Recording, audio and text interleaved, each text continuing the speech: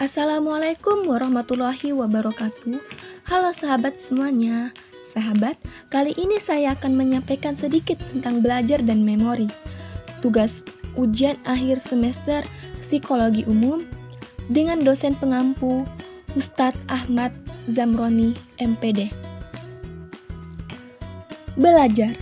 Selama rentang kehidupan individu sejak dalam kandungan sampai dewasa dan selama hayatnya, terjadi banyak perubahan-perubahan interaksi individu dan lingkungan. Biasa disebut dengan pengalaman dan belajar. Orang yang belajar bisa memperoleh hubungan asosiatif, pengetahuan, keterampilan, dan kebiasaan-kebiasaan baru. Lalu, apakah disebut dengan belajar?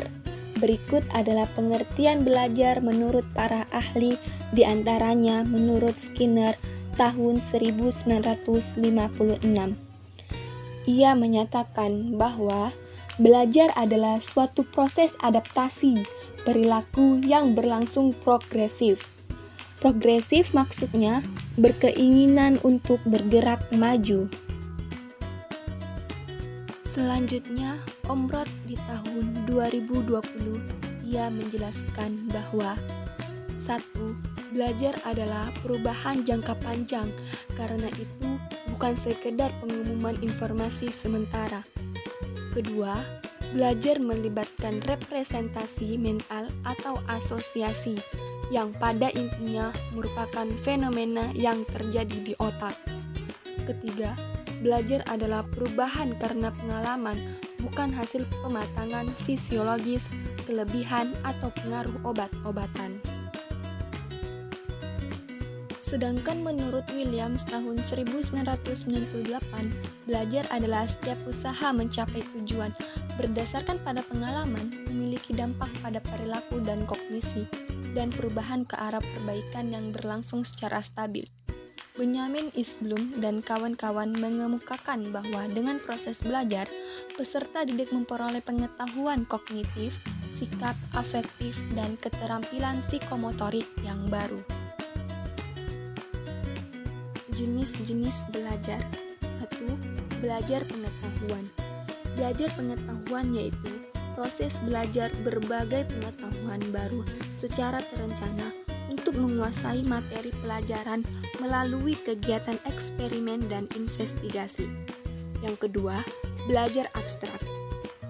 Jenis belajar ini merupakan kegiatan yang menggunakan cara-cara berpikir abstrak dengan tujuan memperoleh pemahaman dan pemecahan masalah yang tidak nyata.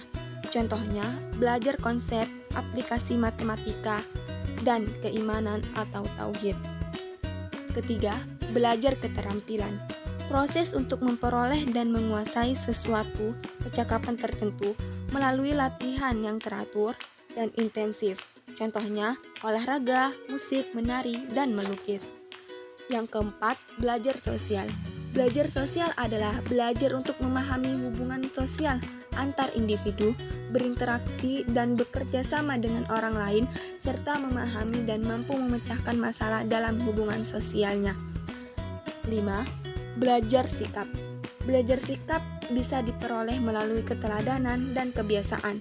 Contohnya, belajar menghormati orang tua, bersikap lembut dan sopan, mengerjakan dengan jujur. Dan yang keenam adalah belajar apresiasi.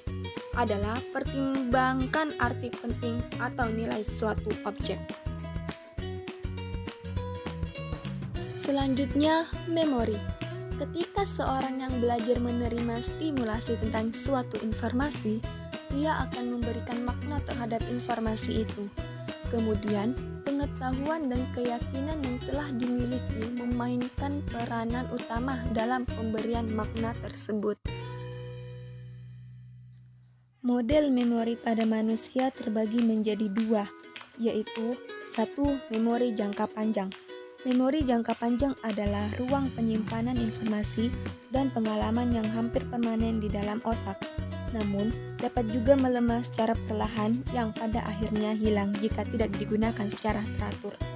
Dan yang kedua yaitu memori jangka pendek, yang biasa disebut juga memori kerja.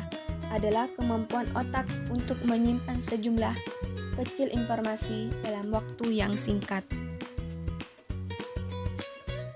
Jenis pengetahuan yang disimpan dalam memori jangka panjang ada 3.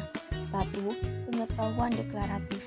Ada 2 bentuk pengetahuan deklaratif, yaitu pengetahuan hafalan dan pengetahuan bermakna.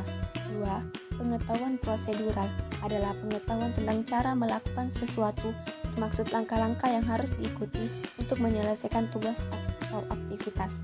Contoh, cara memanggang kue, cara menyelesaikan masalah matematika. 3.